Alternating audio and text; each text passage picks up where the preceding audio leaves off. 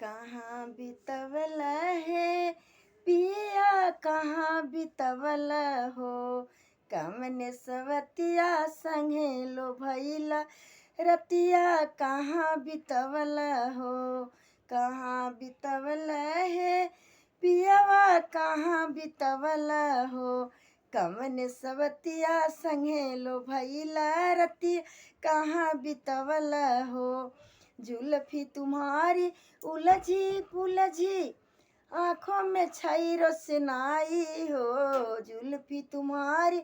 उलझी पुलझी आँखों में छई रोशनाई हो कमन सवतिया संगे लो भवल रतिया कहाँ बितवल हो कमन सवतिया संगे लो भैल रतिया कहाँ बितवल हो कुर्ता तुम्हारा फटा फूटा सीना धका धक होई हो कुर्ता तुम्हारा फटा फूटा सीना धका धक होई कमन सवतिया संगे लो भैला रति कहाँ बितवल हो कहाँ बितवल राजा कहाँ बितवल हो कमन सवतिया संगे लो भैला रति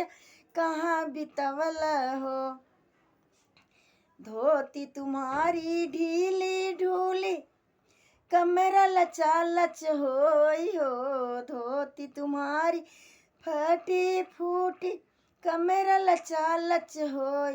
कमने सवतिया संगे लो भैला रतिया कहाँ बितवल हो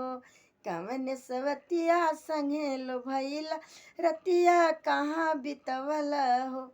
कहाँ बितवल पियवा कहाँ बितवल हो कमन सवतिया संगे लो भैल रतिया कहाँ बितवल हो।